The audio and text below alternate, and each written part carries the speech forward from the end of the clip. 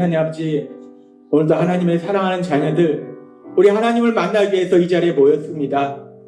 하나님 아버지, 오늘도 은혜 베풀어 주셔서 이 자리에 있는 우리 모두들 단 한 사람도 빠짐없이 우리를 사랑하셔서 오늘도 이 자리에 좌정하고 계신 그 하나님, 우리를 보고 환하게 웃으시는 그 하나님을 바라보게 하시고 그 하나님이 나에게 주신 그 말씀을 들을 수 있도록 역사해 주옵소서.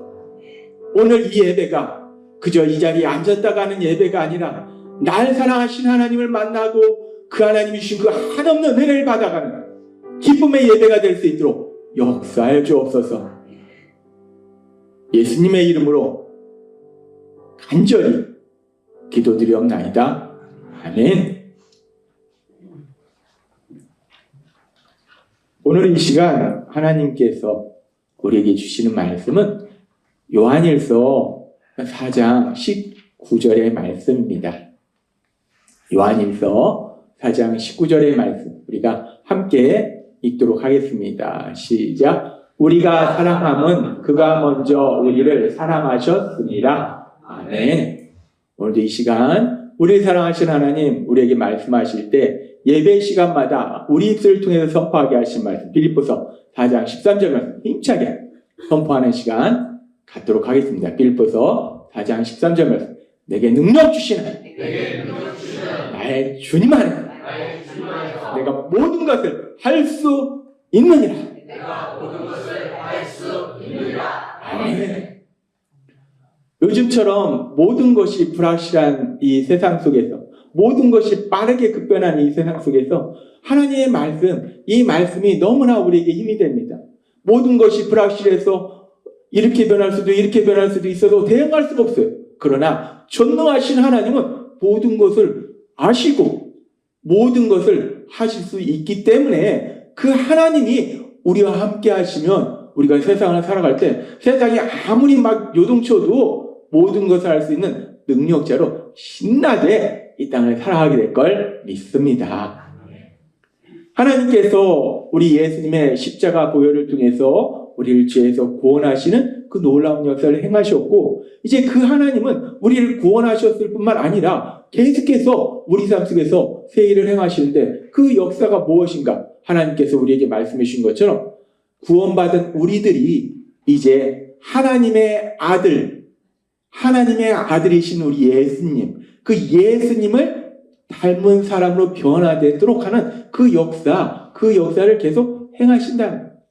물론 하나님께서 우리 삶 속에 많은 역사를 행하세요. 우리가 삶에 문제 있을 때 그 문제를 해결해 주시기도 하고 뭐 물질의 문제나 아니면 질병의 문제나 아니면 인간관계의 문제나 여러 가지들 많은 역사를 행하시는데 근데 그것은 부수적인 것이고 가장 중요한 역사는 무엇인가?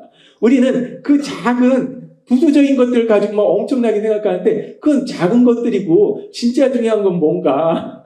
진짜 중요한 것은 우리가 하나님이신 예수님을 닮은 사람으로 변화된다는 거예요. 조직신학적으로 그거를 구원에 대해서 칭의와 성화다라고 얘기해요. 칭의는 죄사함 받는 거예요. 성화는 예수님을 닮아가는 거예요. 그렇게 우리가 하나님의 아들이신 예수님을 닮는 거. 이게 놀랍습니다. 우리가 예수님을 닮는다는 게 무엇인지를 정확하게 알게 되면 그냥 너무나 신나는 거예요.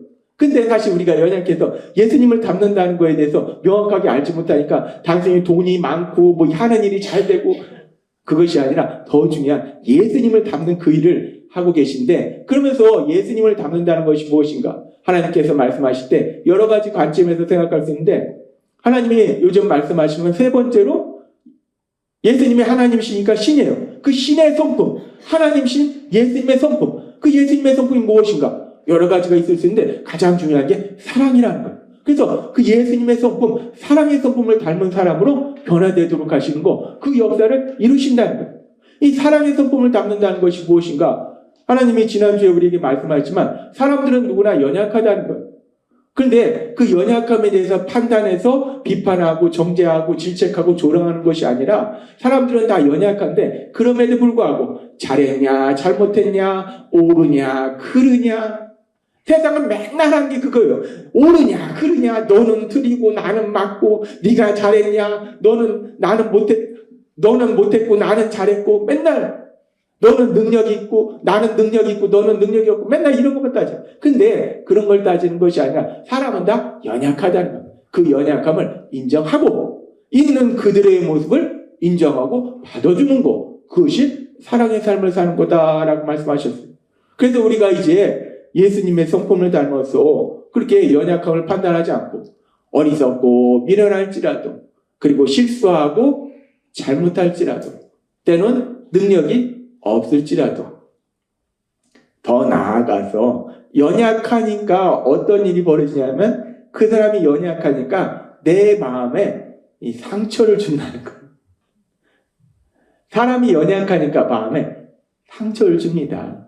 그렇게 상처를 줄지라도 우리가 이제 예수님을 닮은 사람으로 변화해야 된다는 것은 그럴지라도 그 연약함에 대해서 판단하지 않고 연약함을 인정하고 있는 그들의 모습을 받아주는 거구나.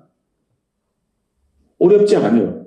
우리가 시험 볼 때 예수님의 성품을 닮은 사랑의 삶을 사는 건 무엇이냐? 1, 2, 3, 4번 쭉 해서 하면은 우리가 맞출 수 있어요. 다 알아요. 여러 번 들었기 때문에 명확하게 예수님의 사랑의 성품을 담는 것은 연약함을 판단하지 않고 그냥 인정해주고 있는 그들의 모습을 받아주는 거다. 알아요. 알고 있어요. 알고는 있는데 뭐 그렇게 어려운 건 아니에요. 그렇게 어려운 건 아닌데 문제는 그 알고 있는 것을 내 삶으로 사는 건 또 다른 문제라는 거예요. 아는 거하고 아는 대로 사는 건 다른 문제예요. 특별히 우리가 세상을 살아가면서 내 주변의 사람들, 우리 주변에 누가 있는가? 내 남편, 아내, 연약함이 있다는 거예요. 어리석은 거, 미련한 거, 답답한 그런 모습 있습니다. 자녀 사랑하지만 답답한 거 있어요. 부모님 사랑하지만 답답한 거 있어요. 형제 자매, 친구, 직장 동료, 교회 식구들 다 그렇게 우리 주변의 사람들의 모습에 그런 모습이 있다는 거예요. 근데 우리가 하나님 말씀하셨잖아요. 예수님의 성품을 닮아서 사랑의 성품을 닮는 사람으로 변화된다는 것은 연약함이 있어도 답답해도 판단하지 말고 그냥 있는 그들의 모습을 받아주는 거다 라고 말씀하셨기 때문에 아는데, 그런데 문제는 남편한테, 아내한테, 자녀한테, 부모한테, 친구한테, 직장 동료한테 안 된다는 거예요. 잘 안 됩니다. 잘 안 돼요. 어떤 때는 될 때도 있는데 안 될 때가 사실 더 많아요. 하나님 분명히 말씀하셨는데 우리가 그 말씀대로 못 살아요. 불순종해요. 큰일 났어요. 근데 참 감사한 건요. 하나님은 넌 왜 내 말대로 안 하냐? 우리는 그러잖아요. 이렇게 해. 근데 안 하면 왜 내 말을 안 듣냐? 화내잖아요. 근데 하나님은 그런 우리에게 화내시는 것이 아니라 그래. 니네가 그렇게 못 살 수도 있지. 그러니까 오늘은 어떻게 하면 그렇게 살 수 있는지를 내가 알려줄게 라고 하나님이 말씀하시는 거예요. 하나님은요 우리를 아세요. 하나님이 지난주에 우리에게 말씀하셨어요. 그 지난 주간에 우리가 삶 속에서 그런 삶을 살았느냐. 솔직히 우리가 일주일간의 시간을 돌아보면 우리가 그런 삶을 살았는가. 그런 삶을 산 순간도 있을 거예요. 근데 사실 그런 삶을 살지 못한 반대에 다시 또 판단하고 또 비판하고 정죄하고 질책하고 막 이런 순간이 더 많다는 거예요. 그걸 하나님이 아시기 때문에 너 왜 그랬어? 라고 말씀하시는 것이 아니라 내가 어떻게 하면 그런 삶을 살 수 있는지 방법을 알려줄게 라고 오늘 말씀해 주세요. 어떻게 우리가 그런 삶을 살 수 있는가?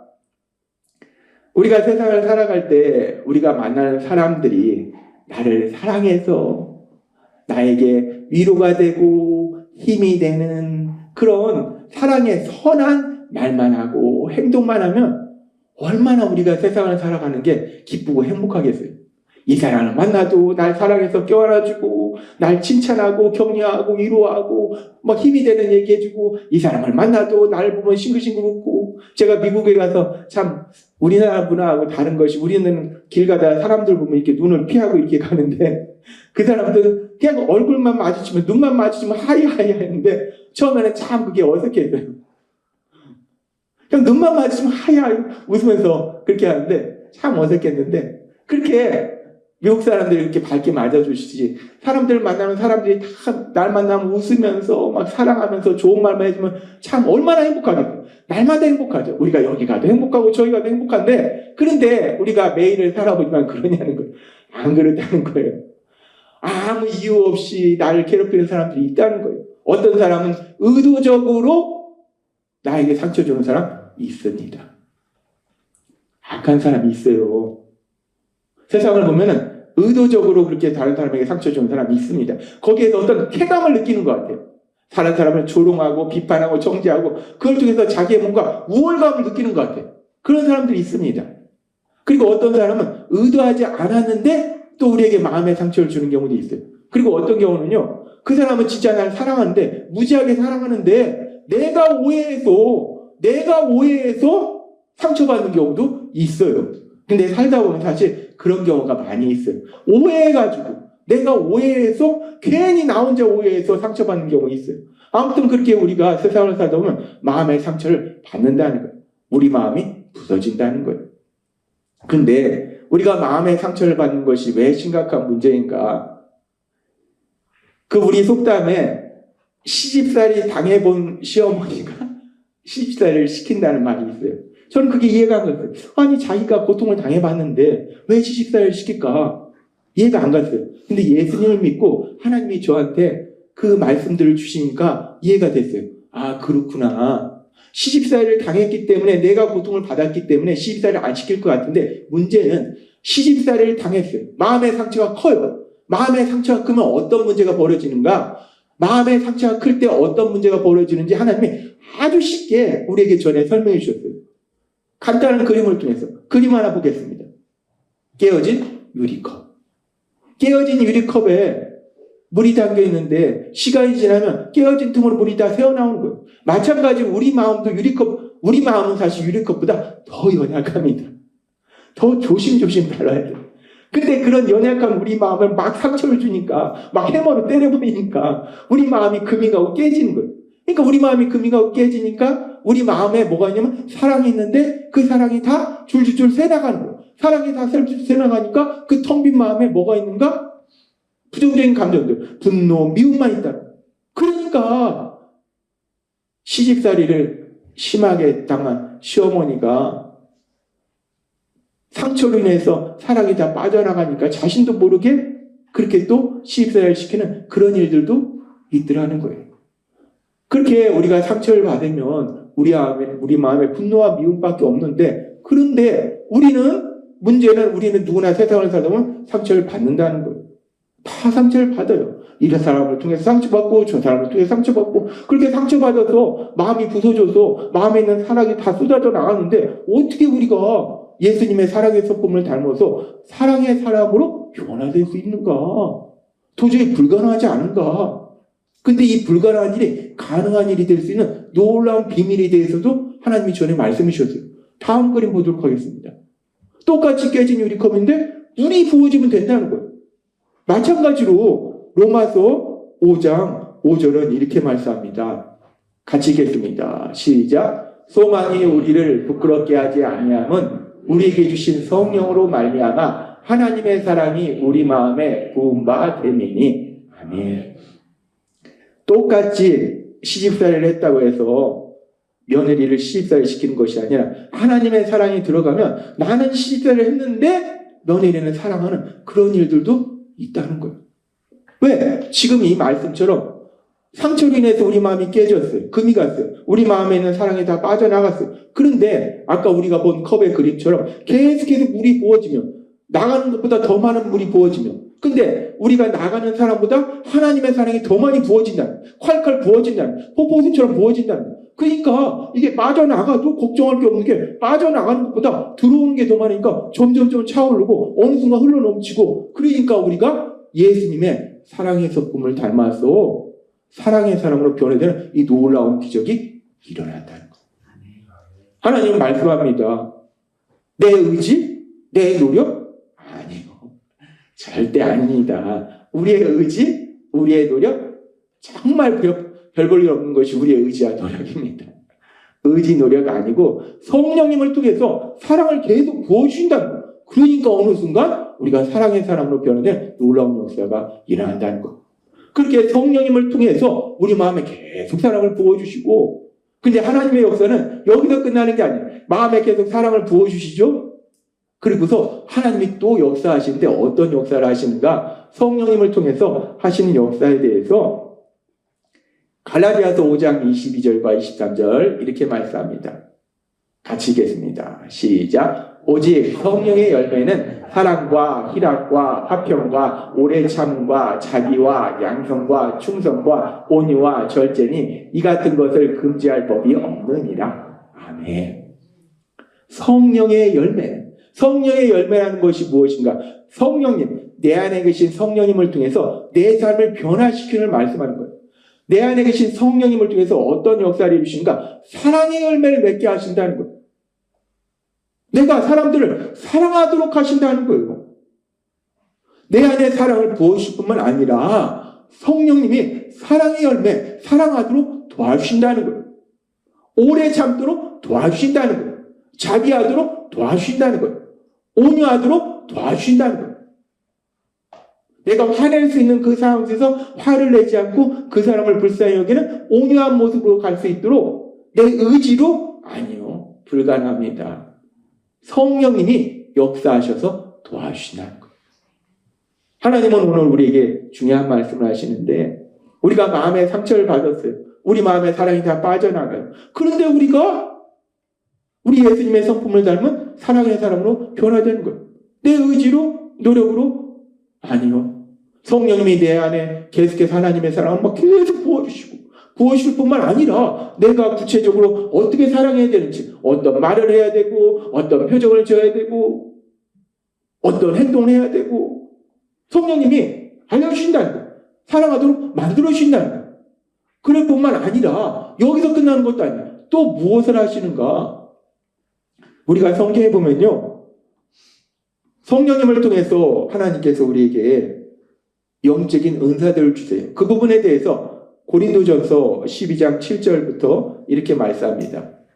같이 읽겠습니다. 시작. 각 사람에게 성령을 나타내심은 유익하게 하려 하심이라. 어떤 사람에게는 성령으로 말미암아 지혜의 말씀을, 어떤 사람에게는 같은 성령을 따라 지식의 말씀을, 너희는 더욱 큰 은사를 사모하라. 내가 또한 가장 좋은 길을 너희에게 보이리라. 아멘. 고린도전서 12장은 우리가 잘 알다시피 은사에 대해서 말씀해요. 이제 우리가 구원받았을 때 우리 안에 계신 성령님을 통해서 우리에게 다양한 은사들을 주신다는 거예요. 이 말씀처럼 지혜의 말씀의 은사, 지식의 말씀의 은사, 어떤 능력의 은사, 여러 가지 은사들, 다양한 은사들을 주신다는 거예요. 그렇게 다양한 은사들을 주시는데, 그런데 그 은사들 중에서 제일 좋은 가장 큰 은사가 무엇인가? 우리가 생각할 때는 병자를 치유하는 이런 은사라든지, 귀신을 쫓아내는 이런 은사라든지, 눈에 볼 때 엄청나잖아요. 그런 은사들이. 근데 하나님은 명확하게 말씀합니다. 물론 다 중요해요. 은사는 다 중요한데, 그 중에 어떤 은사가 가장 큰 은사고 가장 중요한 은사인가? 가장 중요한 은사, 가장 큰 은사에 대해서 너에게 얘기해 주리라 라고 고린도전서 12장의 마지막 절에 말씀하고, 그리고 이어지는 고린도전서 13장은 그 가장 큰 은사가 무엇인지에 대해서 말씀할 때 가장 큰 은사는 뭐니 해도 눈에 보이지 않는 귀신을 쫓아내는 거지. 걷지 못하는 그 사람을 걷게 하는 거지. 우리는 생각해요. 그렇잖아요. 걷지 못하는 사람을 걷게 하고 보지 못하는 사람을 보게 하는데 그거보다 더 큰 은사가 어디 있어? 능력이 어디 있어? 우리는 그렇게 생각해요. 근데 하나님은 그렇게 말씀하시지 않아요. 우리는 그렇게 생각하는데 하나님은 그렇게 말씀하시잖아요. 가장 큰 은사가 뭔가? 우리가 생각할 때는 눈에 보이지 않는 귀신 쫓아내는 거. 가끔 가다 축사하는 그런 거 유튜브에도 나오잖아요. 진짜인지 가짜인지. 병자 치료하는 거 나오잖아요. 걷지 못하는 사람 휠체어 타고 나왔다 벌떡 일어나잖아요. 진짜인지 가짜인지. 물론 진짜로 그런 일이 있을 수도 있어요. 제가 미국에서 신학 공부할 때 인도에서 선교하다 오신 분이 있는데, 인도가 악한 영이 많잖아요. 근데 거기서 선교할 때는 진짜로 그런 어떤 강력한 역사들이 엄청나게 많이 일어났다고 하더라고요. 근데 이분이 미국에 오니까 이런 역사가 별로 없다고. 그러니까 인도는 그런 게 필요하니까 하나님이 역사하시는 것 같고, 미국은 굳이 그런 역사가 필요 없으니까 그런 역사가 아니라는 게 아닌가. 이분 의견에는 그런 말씀 하시더라고요. 아무튼 중요해요. 그런데 하나님 말씀할 때 그거보다 더 중요한 은사가 있다는 거예요. 그것이 무엇이냐. 고린도전서 13장은 이렇게 말씀합니다. 같이 읽겠습니다. 시작. 내가 사람의 방언과 천사의 말을 할지라도 사랑이 없으면 소리나는 구리와 울리는 꽹과리가 되고, 내가 예언하는 능력이 있어 모든 비밀과 모든 지식을 알고 또 산을 옮길 만한 모든 믿음이 있을지라도 사랑이 없으면 내가 아무것도 아니요. 잠깐 보겠습니다. 내가 사람의 방언과 천사의 말을 할지라도. 우리가 신앙생활 속에서 방언을 굉장히 중요하게 여기는 교단도 있어요. 방언? 우리가 하나님과 기쁜 기도를 위해서 중요한 꼭 용이에요. 그런데 방언과 천사의 말을 할지라도 사랑이 없으면 말자 꽝이라는 거예요. 방언이 중요한 게 아니라. 그리고 우리가 기도할 때 분명히 말씀드리지만 방언 기도 할 수 있어요. 통성 기도 할 수 있어요. 묵상 기도 할 수 있어요. 다양한 기도의 방법이 있는 거예요. 근데 중요한 건 뭐냐면 사랑이라는 거예요. 사랑이 없으면 소리나는 구리와 울리는 꽹과리가 된다는 거예요. 그냥 꽹과리 소리가 된다는 거예요. 방언이 꽹과리 소리가 꽹 소리가 난다는 거예요. 아무 의미가 없다는 거예요. 그것이. 내가 예언하는 능력이 있어. 예언하는 능력이 있어. 제가 언젠가 집회 갔는데 봉투 받고서 막 진짜 그 사람이 예언을 하는 건지 돈을 받는 건지. 예언하는 능력이 있어. 모든 비밀과 모든 지식을 알고 내가 또 산을 옮길 만한 모든 믿음이 있을지라도 엄청난 능력이 있을지라도 뭐가 없으면 사랑이 없으면 아무리 우리가 볼 때 솔직히 대단하잖아요. 막 방언은 막 유창하게 우리가 아는 방언은 사실 이렇게 단순한데 막 방언이 진짜 유창한 사람들이 있어요. 들으면 아름다운 방언도 있어요. 막 천사의 말하는데 예언하는 능력이 있대. 대단하잖아요. 산을 옮길 만한 믿음이 있대. 우리 눈에 볼 때 대단하잖아요. 근데 하나님 말씀해. 그게 중요해. 그런데 사랑 없으면 아무것도 아니야. 왜 이 말씀을 하시냐면 이런 일이 벌어진데 사랑 없이 하는 일이 있다는 거예요. 즉 예수님 믿지 않고 악한 사단이 거짓을 하는 이런 역사 많이 있습니다. 엄청나게 많고 사람이 거기에 무지하게 속는다는 거예요. 계속해서 보겠습니다. 3절에 4절 말씀 같이 읽겠습니다. 시작. 내가 내게 있는 모든 것으로 구제하고 또 내 몸을 불살하게 내어줄지라도 사랑이 없으면 내게 아무 유익이 없느니라. 사랑은 오래 참고 사랑은 온유하며 시기하지 아니하며 사랑은 자랑하지 아니하며 교만하지 아니하며. 아멘. 하나님께서 성령님을 통해서 우리에게 다양한 은사를 주시는데 각각의 그 은사들이 다 소중해요. 중요해요. 그런데 그 은사들 중에서도 가장 큰 은사, 가장 중요한 은사가 있는데 그것이 무엇인가? 고린도전서 13장에서 명확하게 말씀하시는데 사랑이라는 거.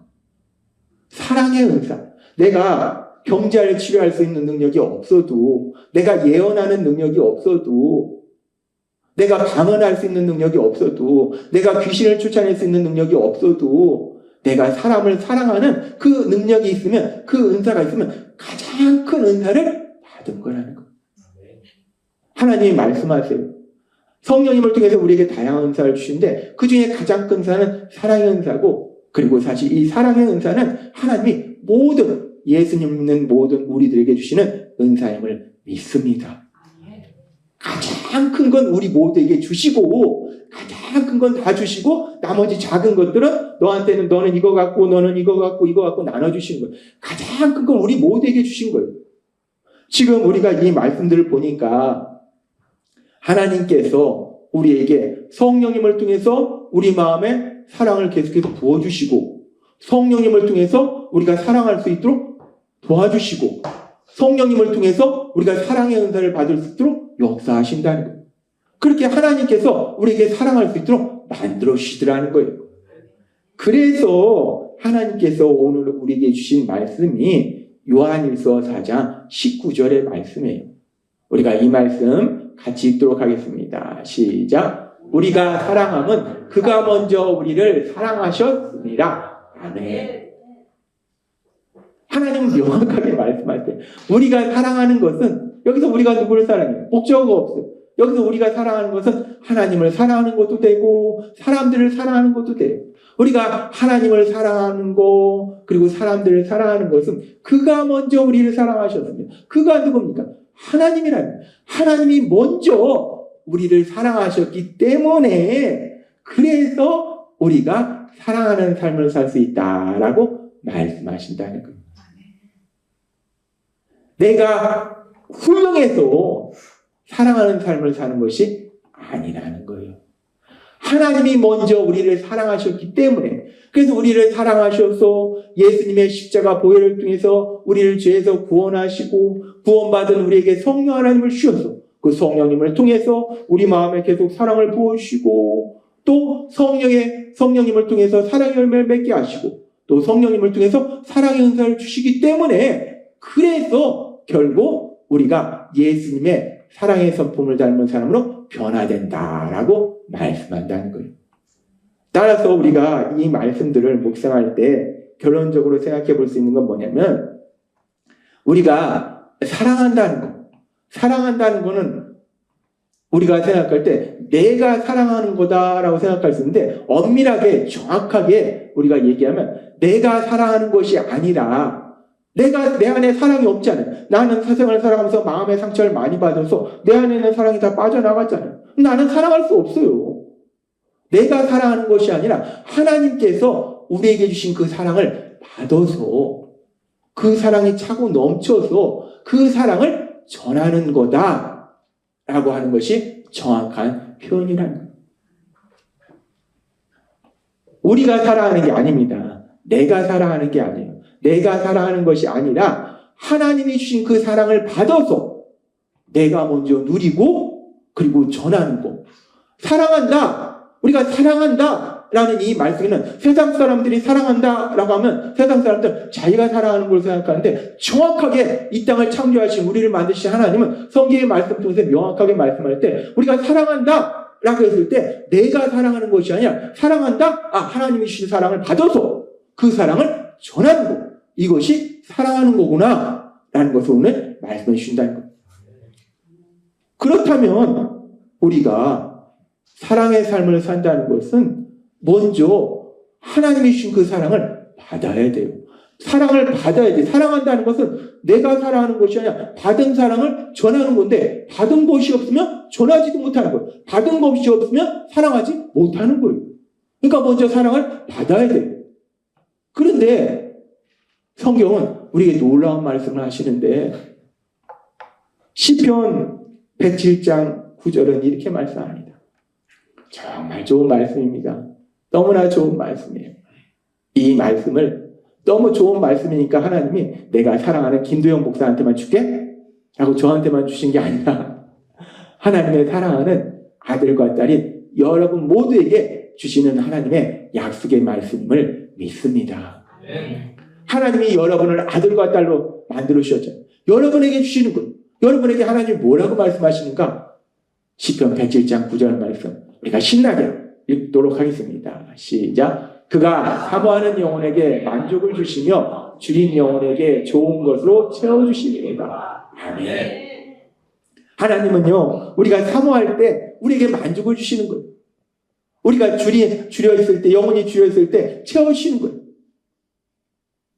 근데 이 말씀이 너무나 좋은데 근데 우리가 이 말씀을 묵상하면서 한 가지 우리가 알 수 있는 건요. 사모하는 영혼에게 만족을 주시지 사모하지 않는 영혼에게는 하나님이 굳이 주시지 않는다는 거예요. 사모하지 않으면요. 하나님이 주신 것도 몰라요.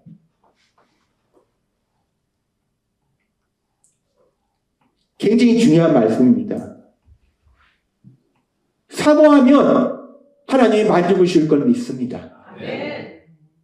사모하면 만족을 주시는 거예요. 내 안에 갈급함이 있으면 목마른 사슴이 시냇물을 찾기에 갈급함 같이 막 뛰어가지고 막 갈증이 나서 허덕이니까 물을 막 찾잖아요. 그런 갈급함, 그것이 바로 사모함이에요. 내 그 갈급함으로, 하나님 앞에 그 갈급함으로 나올 때 하나님이 우리를 만족시켜 주시는 그 놀라운 역사가 우리 삶 속에 일어나야 될 걸 믿습니다. 사모할 때 하나님이 말씀하시는, 그래서 우리가 사모하는 마음으로 나오면 하나님은 우리에게 한없는 은혜를 주십니다. 한없는 사랑을 주신다는 거예요. 그 사랑을 받아서 우리가 사랑하는 삶을 살 수 있다는 거예요. 우리가 세상을 살아가다 보면요, 우리의 인간관계는 크게 두 가지로 생각해 볼 수 있어요. 뭐 다양하게 생각해 볼 수 있는데 두 가지 관점에서 생각해 볼 수 있는데, 첫 번째는 그 사람이 연약함으로 해서 나에게 상처를 줄 수 있어요. 누구나 연약하기 때문에 서로 상처를 줘요. 그렇게 상처를 주는데, 그런데 상처를 나한테 주고 또 주고 또 주고, 내가 그러지 마라고 해도 또 주고, 몰라서 그랬어 그러면 또 주고, 그런데도 불구하고 그 관계를 계속 유지해야 되는 그런 관계들이 있어요. 그게 어떤 관계인가? 가족이잖아요. 일반적으로 남편, 아내, 이혼할 수 없잖아요. 결혼했으면 끝까지 죽을 때까지 사랑하면서 살아야지. 그게 하나님의 말씀이고, 또 자녀, 내 자녀인데, 근데 내 자녀라고 나한테 상처 안 줍니까? 우리가 부모로서 자녀를 길러봤지만 자녀가 부모한테 상처 안 줍니까? 지네는 맨날 부모가 자기한테 상처 줬다고 하는데 우리는 부모한테 상처 안 줍니까? 지네가 상처받은 것만 알지 지네가 상처 준 건 몰라요. 우리도 그렇잖아요. 우리도 부모님 생각할 때 우리가 부모님한테 상처 준 건 생각 못하고 부모님은 우리한테 상처 준 것만 생각해. 자녀도 부모한테 상처 준다는 거예요. 부모도 자녀에게 상처 준다는 거예요. 그렇다고 해서 끊을 수는 없잖아요. 일반적으로 뭐 특수한 경우가 있습니다. 끊어야 되는 경우가 있어요. 요즘 보면 끊어야 되는 경우도 있어요. 그런데 일반적으로 그렇지 않잖아요. 친구도 그렇고 또 직장 동료도 그렇고, 그렇다고 내가 다른 데로 도망갈 수도 없잖아요. 교회 식구도 그렇고. 그러니까 이 관계 속에서 분명히 연약함으로 상처를 주는데 그럼에도 불구하고 계속 사랑해야 되는 그런 관계가 있다는 거예요. 근데 그에 반해서 그 사람이 나에게 상처를 줘요. 그러지 말라고 얘기하는데도 계속 상처를 줘요. 그러면 안 만나도 되는 관계도 있어요. 굳이 만날 필요 없어요. 계속 상처 주는데 뭐하러 만나냐고요. 뭐 하나님의 사랑이니까 원수까지도 사랑하고, 솔직히 우리가 그런 사람까지는 안 가잖아요. 그러면은 굳이 그럴 필요 없어요. 내가 그 사람 만나면 내 안에 분노와 미움이 생기는데 뭐하러 그 사람 만나냐고요. 내가 사랑해야 돼. 만나고서 분노와 미움 때문에 와가지고 하나님 제가 또 분노했어요, 미워해서 회개하고, 또 만나서 분노했어요, 미워해서 회개하고. 왜 이런 안 만나도 되는 사람, 나에게 상처 주는데 계속 상처 주는데 내가 그러지 마 라고 얘기했는데 계속 상처 준다? 만날 필요 없어요. 관계 끊어버리면 됩니다. 멀리하면 돼요. 굳이 그 사람 만나서 내가 상처받을 필요 없어요. 왜? 내 마음에 분노와 미움이 생기잖아요. 데살로니가전서에 말씀하죠. 악은 모든 모양이라도 버리라고 하셨는데, 그 악이라는 게 물론 우리를 유혹하는 게, 죄로 유혹하는 것도 의미하지만 우리의 마음에 상처를 주는 그런 관계들 다 멀리하는 거예요. 그러니까 우리가 인간관계라는 것은 나에게 상처를 줬을 때, 계속 상처를 줬을 때 아예 끊어버릴 수 있는 그런 관계 있어요. 그런 사람은 끊어버리면 돼요. 멀리하면 돼요. 굳이 만날 필요 없습니다. 멀리하면 돼요. 그런데 어떤 관계는 멀리할 수가 없어요. 그렇다고 해서 내가 남편을 멀리할 수 없잖아요. 아내를 멀리할 수 없고, 내가 자녀를, 뭐 옛날에 어떤 분이 속상하니까 돌멩이라면 제주도에 갖다 버리겠다 하는데 제주도에 갖다 버릴 수도 없잖아요. 부모도 그렇고. 그렇게 우리의 관계 속에서 상처를 주는에도 불구하고 계속 사랑의 관계 속에 살아갈 수밖에 없는 그런 경우도 있다는 거예요. 그리고 대부분은 우리가 그런 관계 속에 살아간다. 그런데 문제는 거듭 말씀드리지만 연약하기 때문에 남편도 아내에게 상처를 주고요, 아내도 남편에게 상처를 줍니다. 저하고 아내하고 제가 아내를 너무 사랑해서 10년을 쫓아다녀서 결혼을 했어요. 그러면은 그냥 항상 사랑하고 행복하게 해주고 그래야 되는데 그랬을까요? 아니에요. 저도 지나간 세월을 돌아보면 아내한테 상처 준 게 있다는 거예요. 그럼 저만 상처 줬는가? 아내는 나한테 상처 안 줬는가? 아내도 저한테 상처 준 거 있다는 거예요. 마찬가지로 부부간에 그렇게 상처 주죠. 또 부모가 자녀를 사랑하는데 제가 가끔 말씀드리잖아요. 우리 아버지가 의도하지 않게 저한테 상처를 줬어요. 전혀 그런 뜻이 아니었는데 예수님 믿고 나서 아버지의 그 마음을 제가 이해할 수 있었는데 그 전까지는 오해해서 상처가 됐어요. 부모가 자녀에게 상처 줄 수 있어요. 부모가 자녀에게 상처 주는 거? 자녀도 솔직히 부모가 자녀한테 상처 주는 것보다 자녀가 부모한테 상처 주는 게 더 많아요. 왜? 자녀가 더 연약하니까. 그렇다고 해서 갖다 버릴 수 없잖아요. 계속 사랑해야 되잖아요.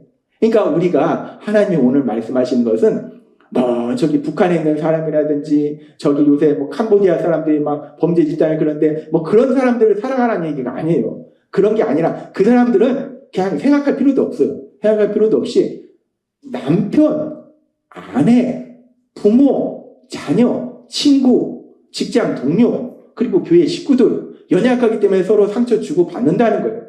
그런데도 우리가 계속 사랑하는 관계 유지해야 된다는 거예요. 그래서 말씀하시는 거예요. 그래서 하나님이 우리에게 말씀하실 때 요한일서 4장 19절 다시 한번 읽도록 하겠습니다. 시작. 우리가 사랑함은 그가 먼저 우리를 사랑하셨습니다. 네. 우리가 나에게 상처 주는 남편, 아내, 부모님, 자녀, 친구들, 직장 동료 우리가 사랑할 수 있는 거 내가 훌륭해서 내 의지로 절대 불가능합니다. 100번 실패합니다. 하나님이 먼저 우리를 사랑하셨기 때문에 우리가 그런 삶을 살 수 있다는 거예요. 그래서 하나님이 말씀하시는 거잖아요. 그래서 시편 107장 9절 말씀 같이 읽겠습니다. 시작. 그가 사모하는 영혼에게 만족을 주시며 줄인 영혼에게 좋은 것으로 채워주심이로다. 아멘. 우리가 사모하는 마음으로 하나님께 나아가서 하나님이 주신 그 한없는 사랑, 폭포수처럼 부어주신 그 사랑, 우리가 폭우에 우리가 젖으면은 폭우가 가랑비가 아니라 폭우가 막 내려버리면 거기에 젖어버리면 온몸이 젖으니까 온몸에서 그냥 물이 뚝뚝 떨어지잖아요. 그렇듯이 하나님의 사랑이 폭우처럼 그렇게 막 우리를 쏟아붓는 거예요. 그러니까 우리 안에서 물이 떨어지는 게 아니라 사랑이 뚝뚝 떨어지는 거예요. 사랑하게 되는 거예요. 하나님의 사랑이 우리 안에 이렇게 폭포수처럼 들어오게 될 걸 믿습니다. 사모하는 마음으로 하나님께 나아가서 그 하나님의 사랑을 받고 체험하시는 여러분이 되시기를 바랍니다. 따라서 하나님은 우리에게 지금 말씀하시는데 우리가 예수님의 사랑의 성품을 닮아서 사랑의 사람으로 변화되라 라는 말씀이 사랑하려고 몸부림쳐라 라는 말씀이 절대로 아니에요. 우리가 그렇게 못한다는 거, 불가능하다는 거 아시는 거예요. 몸부림쳐라가 아니에요. 사랑하려고 몸부림치는 것이 아니라 하나님 아버지께 나아가서 하나님이 주시는 사랑을 받자, 체험하자 라는 말씀이에요. 그래서 우리가 우리 입술로 한번 선포해 보도록 하겠습니다. 사랑하려고 몸부림치지 말고 하나님 아버지께 나아가서 하나님이 주신 사랑을 받자. 우리가 옆 사람에게 권면해 보도록 하겠습니다. 시작. 사랑하려고 몸부림치지 말고 하나님 아버지께 나아가서 하나님이 주시는 사랑을 받자. 사랑하려고 몸부림쳐봐야 나만 힘들어요.